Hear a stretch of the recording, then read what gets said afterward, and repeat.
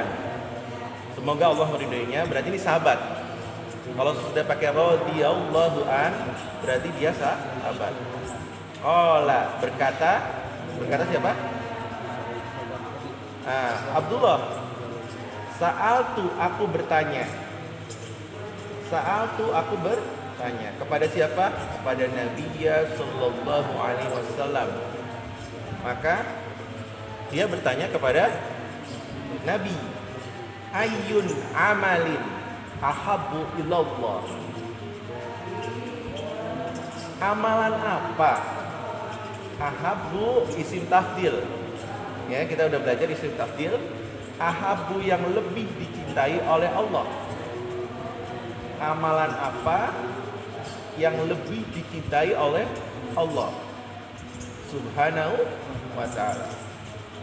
Qala, bersabda Rasulullah, as-salatu ala waqtiha. As-salatu ala waqtiha. Jadi salat pada waktunya.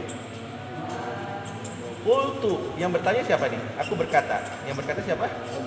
Abdullah bin Mas'ud. Qultu, kemudian aku mengatakan lagi kepada Rasul, summa ayyun. Kemudian apa lagi ya Rasul? Qala summa birrul walidaini.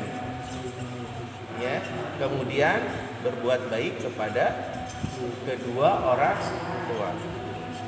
Ya. Qultu, kemudian aku bertanya kembali kepada Rasulullah, summa ayyun. Kemudian apa lagi ya Rasul?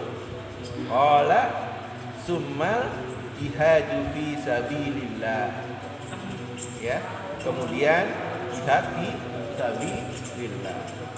Jihad, ya. Jihad ini dalam arti berperang di jalan Allah. Ya.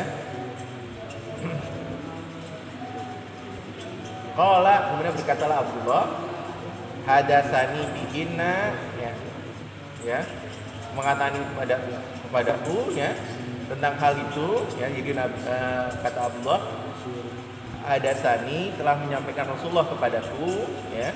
Jadi fi'il fa'il maf'ul tercantum di dalamnya.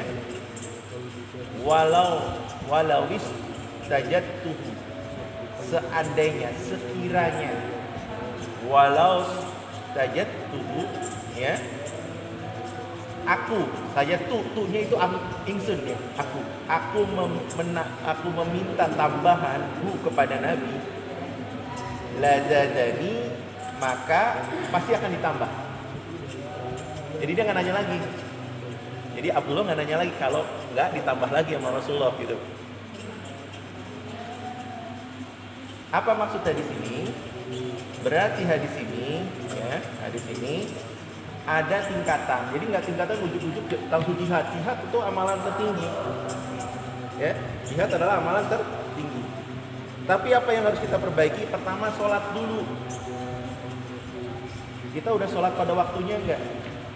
Bagi laki-laki diusahakan di masjid. Jadi nggak ujuk-ujuk langsung jihad. Jadi tahapan itu ada tahapan pertama, sholat dulu pada waktunya.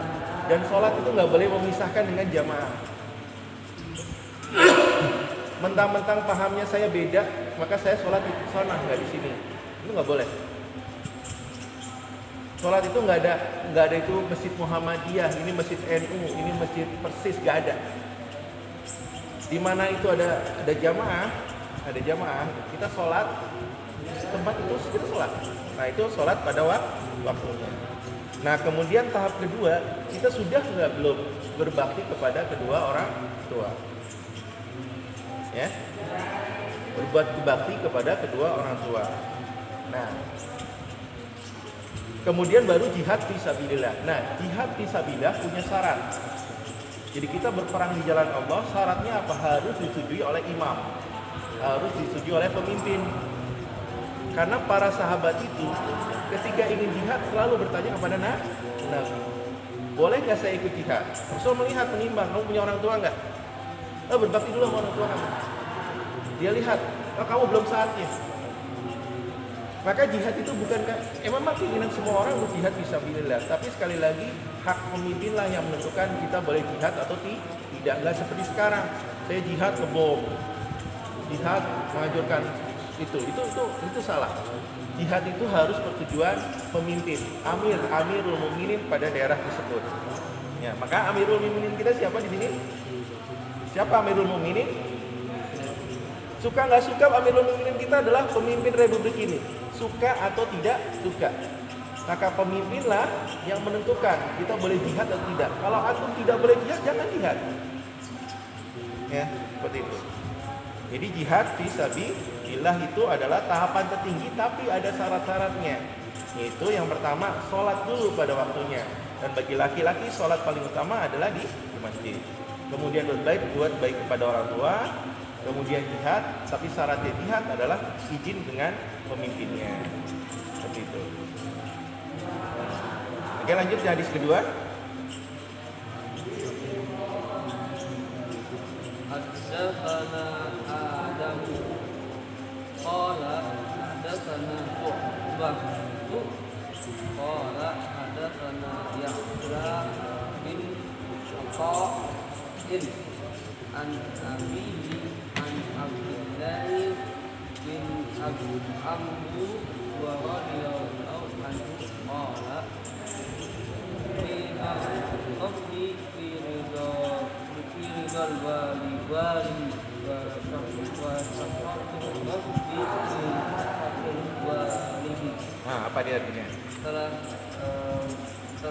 dikatakan kepada kami Adam. Jadi Adam telah menyampaikan kepada kami. Jadi bahasanya gitu. Adam telah menyampaikan kepada kami. Kemudian dia berkata Adam, hadasana Subah. Kemudian Subah menyampaikan kepada kami. Kalau bahasa mudahnya gini. Dari Adam, hadis ini dari Adam, dari Subah, ya. Kemudian dari Ya'la ibnu Atha. Yang mudahnya nih ya. Kemudian dari siapa? Dari bapaknya siapa? Ya'la. Bapaknya Ya'la. An Abdullah ibnu Amr, dari Abdullah bin Umar. Nah, jadi hadis ini dibayangkan oleh siapa? Abdullah bin Umar. Jadi kalau kita di hadis-hadis itu biasanya langsung an Amr ibnu Umar. Nah, kalau ini Imam Bukhari, dia dapat ini dari Adam gitu. Nah, disinilah berlaku ilmu rijalul hadis. Rijalul hadis itu penelitian tentang perawi hadis. Sanadnya nih, Adam ini benar nggak nih? Kemudian oleh Imam Bukhari diteliti. Ya, itu Imam Bukhari. Makanya nanti banyak juga ada hadis-hadis ini yang banyak nanti dikatakan ini hadis ini yang banyak juga didhaifkan oleh Albani. Albani itu kan menyeleksi dari Syekh Albani itu menyeleksi dari manuskrip. Sedangkan Imam Bukhari menyeleksi, dia langsung bertanya kepada guru-gurunya, orang-orang sekitarnya. Lebih kuat mana manuskrip dengan dia melihat langsung, kemudian bertanya sama orang-orang setempat. Kalau dia nggak ketemu orangnya, dia bertanya sama guru-guru orang tersebut.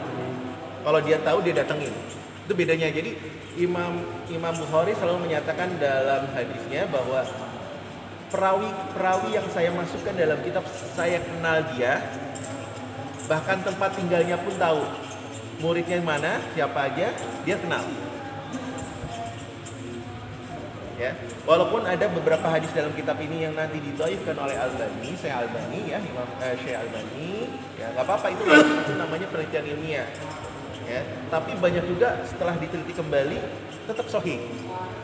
Kenapa? Karena Imam Bukhari itu sangat teliti banget, dia nggak sembarangan terima hadis. Sedangkan mungkin Syekh Albani hanya meneliti dari manuskrip. Beda ya, meneliti manuskrip dengan penelitian langsung. Ya, tapi nggak apa-apa, itu ilmiah, jadi berkembanglah pengetahuan hadis, ilmu hadis ya sampai sekarang, sehingga diteliti kembali ya kitab ini hadis ini ya seperti itu. Tapi nggak apa-apa, itu namanya penelitian ya, penelitian hadis. Sedangkan kita hanya bisa melihat dari manuskrip aja ya, penelitian kita melalui manuskrip saja. Jadi hadis ini dari Adam, jadi Imam Bukhari ya mendapatkan ini dari Adam, kemudian dari Subah, kemudian mendapatkan ini dari Ya'la bin Atha, dari bapaknya, kemudian dari Abdullah bin Amr. Abdullah bin Amr ya, Abdullah bin Amru ya, radhiyallahu anhu. Semoga Allah meridhoinya. Qala berkata siapa? Yuk. Rasul ya. Ya. Ridho Rabbu, ridhonya Tuhan, keridoan Tuhan itu ya, fi ridho walihi ya, atas keridoan walid. Walid siapa? Oh, walid itu ayah. Jadi ini hadisnya berbeda-beda, nanti banyak ya. Ini untuk ayah dulu. Jadi ridho Tuhan itu karena keridoan ayah kita ya. Wasakhatur Rabbi, dan kemurkaannya Tuhan ya, kemurkaan Tuhan fi sakhatil walid ya, karena kemurkaannya ayah ya, kemurkaannya bapak. Jadi kita juga nggak boleh nih, sampai bapak kita murka atau marah ya. Nah ini hadis yang kedua. Oke, lanjut babul birrul ummi. Nah ini baru kita bicara tentang bab tentang berbuat baik kepada ibu. Nah silakan. Ayo, Ayo baca.